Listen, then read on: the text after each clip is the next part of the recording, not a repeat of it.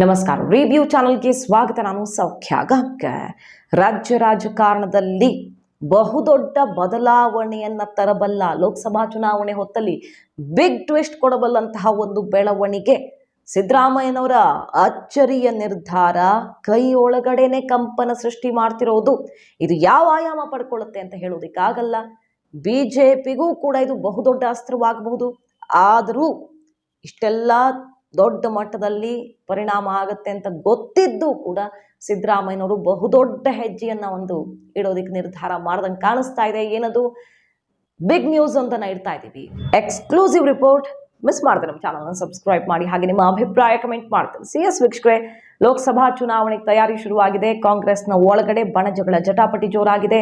ಸಿದ್ದರಾಮಯ್ಯನವರು ಈಗ ಕುರ್ಚಿ ಅಲುಗಾಡದಂತೆ ಭದ್ರ ಮಾಡ್ಕೊಳ್ಬೇಕು ಅಂದ್ರೆ ಸಮುದಾಯದ ಮೊರೆ ಹೋಗ್ಲೇಬೇಕೀಗ. ಅಹಿಂದ ಬಲವನ್ನು ಮತ್ತೆ ಒಗ್ಗೂಡಿಸಬೇಕು. ಅವ್ರ ಮಗ ಯತೀಂದ್ರ ಸಿದ್ದರಾಮಯ್ಯ ಹೇಳಿದ ನೆನಪಿದೆಯಲ್ಲ, ಮೊನ್ನೆ ಅಷ್ಟೇ, ಸಿದ್ದರಾಮಯ್ಯನವರೇ 5 ವರ್ಷ ಕಂಪ್ಲೀಟ್ ಮಾಡ್ಬೇಕಂದ್ರೆ ಮತ್ತೆ ನಾವೆಲ್ಲರೂ ಒಗ್ಗಟ್ಟನ್ನು ಪ್ರದರ್ಶನ ಮಾಡಬೇಕು, ನಮ್ಮ ತಾಕತ್ತು ತೋರಿಸಬೇಕು ಅನ್ನೋ ರೀತಿಯಲ್ಲಿ ಸಂದೇಶವನ್ನು ಕೊಟ್ಟಿದ್ದು, ಇತ್ತೀಚೆಗೆ ಸಿದ್ದು ಕ್ಯಾಂಪ್ನ ಮಿನಿಸ್ಟರ್ಸ್ ಸಿಡಿದೇಳ್ತಿರುವಂಥ ರೀತಿ ಎಲ್ಲ ಗಮನಿಸ್ತಾ ಇದ್ವಿ. ಅದರಲ್ಲೂ ಹಿಂದುಳಿದ ದಲಿತ ನಾಯಕರು ನಾವು ಯಾರಿಗೂ ಕಡಿಮೆ ಇಲ್ಲ ಅಂತ DKಗೆ ಸೆಡ್ ಹೊಡಿತಿರೋ ಪರಿ ನೋಡ್ತಾ ಇದ್ದೀವಿ. ಈಗ ನೋಡಿ, ಬಹುದೊಡ್ಡ ಟ್ವಿಸ್ಟ್ ಒಂದನ್ನು ಕೊಡೋ ಥರ ಕಾಣಿಸ್ತಾ ಇದೆ ಸಿದ್ದರಾಮಯ್ಯನವರು. ಇದು ಎಷ್ಟು ರಿಸ್ಕಿ ಆಗುತ್ತೆ ಪಕ್ಷಕ್ಕೆ ಅಥವಾ ಎಷ್ಟು ಲಾಭ ಆಗುತ್ತೆ ಕಾದ್ ನೋಡ್ಬೇಕು. ಜಾತಿ ಗಣತಿ ರಿಪೋರ್ಟ್ ಈಗ ಆಯೋಗ ಸಬ್ಮಿಟ್ ಮಾಡೋದಕ್ಕೆ ಮುಂದಾಗ್ತಾ ಇದೆ. ಬಹಳಷ್ಟು ದಿನಗಳಿಂದ ಪೆಂಡಿಂಗಲ್ಲಿತ್ತು. ಈಗಲೂ ಕೂಡ ಸರ್ಕಾರ ಬಯಸ್ತಿಲ್ಲ. ಯಾಕಂದರೆ ಒಳಗಡೆನೆ ಆಕ್ರೋಶ ವ್ಯಕ್ತವಾಯಿತು, ಅಭಿಯಾನ, ಅದ್ರ ವಿರುದ್ಧ ಆಂದೋಲನ, DK ಶಿವಕುಮಾರ ಸಹಿ ಹಾಕಿದ್ದು, ಶಾಮನೂರು ಶಿವಶಂಕರಪ್ಪನವರು ಸೇಡ್ದೆದ್ದಿದ್ದು, ಮನೇಲಿ ಕೂತ್ಕೊಂಡು ತಿದ್ದಿದ್ದಾರೆ ಅಂದಿದ್ದು, ಮರುಗಣತಿ ಆಗಬೇಕು ಅಂತ ಪಕ್ಷದ ಒಳಗಡೆನೆ ಕೂಗೆದ್ದಿದ್ದೆಲ್ಲ ನೋಡಿದ್ದೀವಲ್ಲ. ಇದು ಬೇಡವೇ ಬೇಡ, ರಿಸ್ಕ್ ಇದು. ಪ್ರತ್ಯೇಕ ಧರ್ಮ ಅನ್ನೋದು ಎಷ್ಟು ಕಾಸ್ಟ್ಲಿ ಆಯಿತು. ಇನ್ನು ಇದು ಟಚ್ ಮಾಡೋಕ್ಕೆ ಹೋದರೆ ಜೇನುಗೂಡುಗಿಂತ ಡೇಂಜರಸ್ ಅಂತ ಎಚ್ಚರಿಕೆ ಕೊಟ್ಟಿದ್ದಾಯಿತು. ಅಷ್ಟರ ಮೇಲೂ ಕೂಡ ಸಿದ್ದರಾಮಯ್ಯನವರು ಬಹುದೊಡ್ಡ ಹೆಜ್ಜೆಯೊಂದನ್ನು ಇಟ್ಟೇ ಬಿಡ್ತೀನಿ, ಇತಿಹಾಸ ಬರಿತೀನಿ ಅಂತ ಹೊರಟಂಗೆ ಕಾಣಿಸ್ತಾ ಇದೆ. ಈಗ ಆಯೋಗ ರಿಪೋರ್ಟನ್ನು ನಾಳೆ ನಾಡಿದ್ದು ಅಷ್ಟೊತ್ತಿಗೆ, ನಾಳೆಗೆ ಅಂತಲೇ ಹೇಳಲಾಗ್ತಿದೆ, ಸಬ್ಮಿಟ್ ಮಾಡೋದು ಫಿಕ್ಸ್ ಆಗ್ತಿದೆ. ಸೊ ಹಿಂದುಳಿದ ವರ್ಗಗಳ ಆಯೋಗ ಕಂಪ್ಲೀಟ್ ರಿಪೋರ್ಟನ್ನು ಸರ್ಕಾರದ ಕೈಗಿಡ್ತಾ ಇದೆ ಅಂದರೆ ಅರ್ಥ ಅದನ್ನು ರಿಲೀಸ್ ಮಾಡಲಿದೆ ಸರ್ಕಾರ ಅಂತ. ರಿಲೀಸ್ ಮಾಡಲ್ಲ ಅನ್ನೋದೇ ಆಗಿದ್ದರೆ ಅದನ್ನು ಸಬ್ಮಿಟ್ ಮಾಡೋದೇ ಇರೋ ಥರ ಪೆಂಡಿಂಗಲ್ಲಿದೆ. ಸಬ್ಮಿಟ್ ಮಾಡಿದ್ಮೇಲೆ ರಿಪೋರ್ಟ್ ಬಂದ ಮೇಲೆ ನೋಡ್ತೀವಿ ಅಂತ ಸಬೂಬು ಹೇಳ್ಕೊಂಡು ಹೋಗ್ಬೋದಿತ್ತು. ಈಗ ರಿಪೋರ್ಟ್ ಸಬ್ಮಿಷನ್ ಮುಹೂರ್ತ ಫಿಕ್ಸ್ ಆಗಿದೆ ಅಂದರೆ ಅರ್ಥ ಸಿದ್ದರಾಮಯ್ಯನವರು ರಿಲೀಸ್ ಮಾಡಲಿದ್ದಾರೆ ಇದನ್ನ ಅಂತಾನೆ ಅಂದುಕೊಳ್ಬೇಕಾಗತ್ತೆ. ಹಾಗಾದರೆ ಏನಿದು ಸಿದ್ದರಾಮಯ್ಯನವ್ರ ಲೆಕ್ಕಾಚಾರ? ನಂಬರ್ 1, CM ಕುರ್ಚಿ. ಹೇಗೆ ದೇವರಾಜ ಅರಸು ಛಾಪು ಮೂಡಿಸಿದ್ರು ಅದೇ ರೀತಿಯಲ್ಲಿ ಇತಿಹಾಸದಲ್ಲಿ ತಮ್ಮ ಮುದ್ರೆಯನ್ನು ಒತ್ತೋದು ತಮ್ಮ ಕೊನೆಯ ಅವಧಿ ಇದು.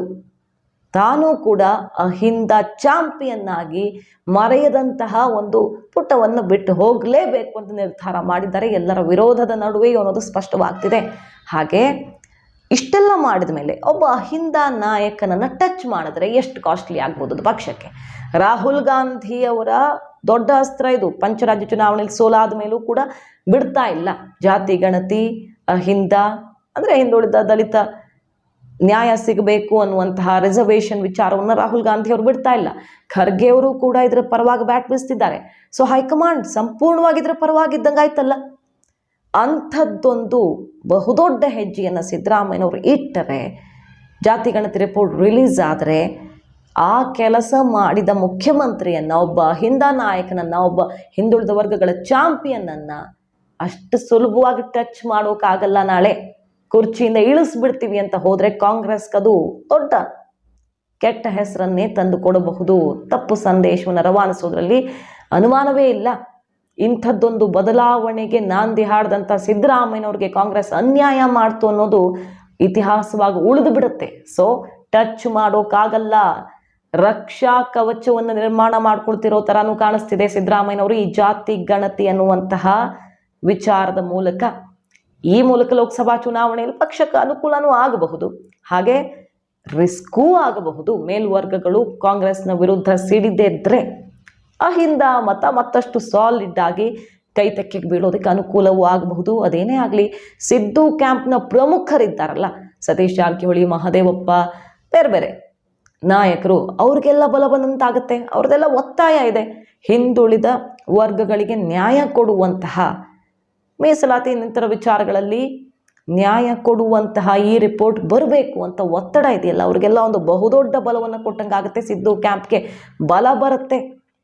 DK ಶಿವಕುಮಾರ್ ಅವರು ಸಿದ್ದರಾಮಯ್ಯ ಕುರ್ಚಿ ಟಚ್ ಮಾಡುವ ಕನಸನ್ನ ಸದ್ಯಕ್ಕಂತೂ ಬಿಡಲೇಬೇಕಾಗತ್ತೆ. ಅಷ್ಟರ ಮಟ್ಟಿಗಿದು ಸಿದ್ದರಾಮಯ್ಯನವ್ರಿಗೆ ಅನುಕೂಲವಾಗಬಲ್ಲದು.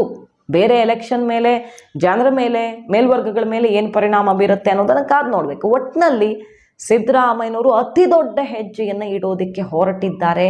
ಈ ಹೊತ್ತಲ್ಲಿ BJP ಇದನ್ನು ಸಂಪೂರ್ಣವಾಗಿ ವಿರೋಧಿಸೋಕ್ಕಾಗಲ್ಲ, ಆದರೆ ಸರಿಯಾಗಿ ನಡೆದಿಲ್ಲ. ಇದು ಪ್ರಾಸೆಸ್ ಸರಿ ಇಲ್ಲ, ಮನೆಗೆ ಹೋಗಿಲ್ಲ, ಎಲ್ಲ ವರ್ಗಗಳನ್ನು ಕೂಡ ಸರಿಯಾಗಿ ಕೌಂಟ್ ಮಾಡಿಲ್ಲ, ಉಪವರ್ಗ ಮತ್ತೊಂದು ಅಂತ ತಪ್ಪುಗಳಾಗಿವೆ ಅಂತ ಹೇಳಬಹುದೇ ಬಿಟ್ಟರೆ ಜಾತಿ ಗಣತಿಯನ್ನು ವಿರೋಧಿಸೋಕ್ಕಾಗಲ್ವಲ್ಲ.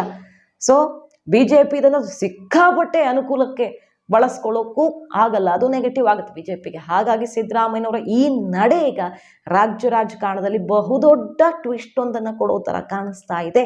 ಮೋದಿ ಅಮಿತ್ ಶಾ ಕೂಡ ಜಾತಿ ಗಣತಿ, ಜಾತಿ ರಿಸರ್ವೇಷನ್ ಅನ್ನುವ ಮೂಲಕ ಜಾತಿಗಳನ್ನು ಒಡಿತಿದ್ದಾರೆ ಅಂತ ಹೇಳಿದ್ರು ಆಮೇಲೆ ಅಷ್ಟು ತೀವ್ರ ಸ್ವರೂಪದಲ್ಲಿ ಈ ವಿಚಾರವನ್ನು ವಿರೋಧಿಸೋದಕ್ಕೆ ಹೋಗಲಿಲ್ಲ.